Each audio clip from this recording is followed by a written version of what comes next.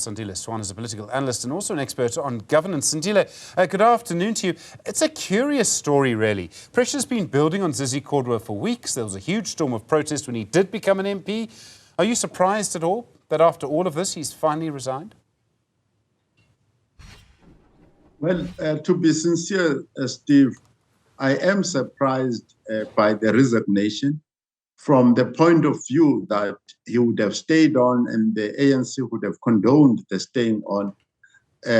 First of all, on the basis perhaps that he himself, or with the help of the ANC, they would make these charges to disappear in one manner or another. So clearly they have not been yet able to do that. And it is clear that this is going to be a high-profile case and is going to be in and out of court for quite some time to try and defend himself with a prospective 15-year sentence for this one. Sometimes in politics, it's the way you handle an issue that really matters. So in this case, Zizi Kodwa was the minister. He was charged just before the election. He resigned as an MP. He resigned as a minister. Then we had the elections. Then he was not sworn in with all of the other ANC MPs. A few days later he was, and that really put the focus on him. Has he handled this badly? I mean, has the ANC handled this badly? And, I mean, in a strange way, it goes back to the same question. Why was he sworn in the first place? The only way that Zizi Kodwa could have been sworn in is if he himself and the ANC perhaps thought they could make this thing to go away. Because when he resigned, I think he understood the gravity of the situation. When he came back and was allowed to come back in the manner that he did, I think they had given themselves the false assurance that they could handle this situation. But now clearly the situation is out of control. What I mean by that is that the NPA and the charges are sticking to him. So that is the problem. So somebody somewhere gave them wrong information and they acted on the wrong information that they could subvert the law in the manner that they've done, at least since the days of the start of the Zuma corruption trial, where the ANC made it its core business to protect its members, especially the senior members, from prosecution. Zizi Kodwa has been the ultimate ANC insider for years. I mean, he was a spokesperson of the ANC Youth League. He went into the national ANC, the NEC, became a minister, strongly supported Jacob Zuma, and then in Newzroom in 2017 really went to the other side and became, I think, a strong ally, it seemed, of President Cyril Ramaphosa.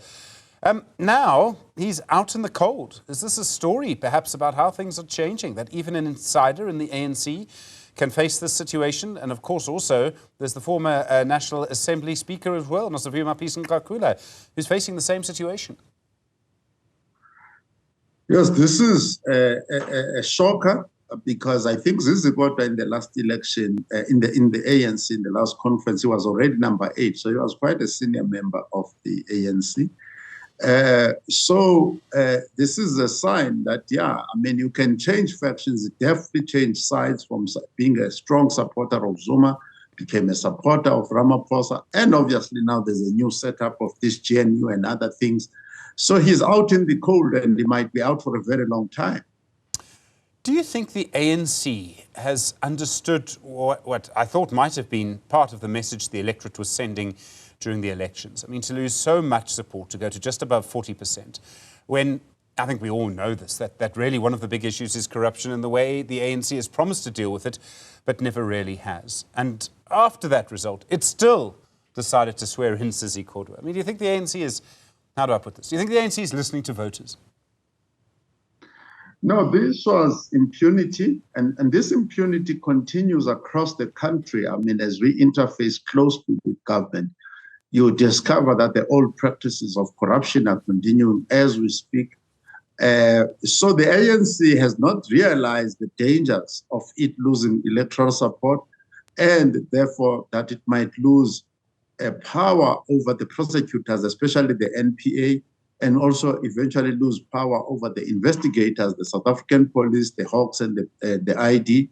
So, yeah, they are in a very difficult position where they've been running a protection racket, and the protection racket is losing their grip over the arm of the justice arm of the state.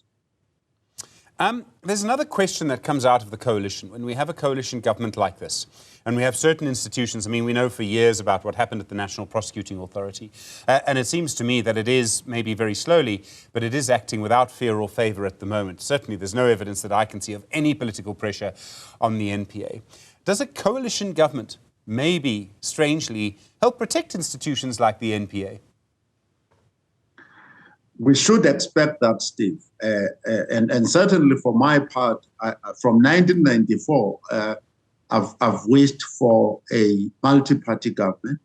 I've never really believed it's an advantage for one party to have 69.69% or 70%, or even truth has majority in South Africa. So yes, I expect that a coalition government, and I think we're going to have it now for going forward, is able to dilute the power of the political gangsters and the mafia in subverting justice in South Africa. Sandile, Swana, thanks very much indeed. Really do appreciate it. An expert on politics and governance, and of course, more reaction to the resignation of Zizi Kodwa as we go through the afternoon.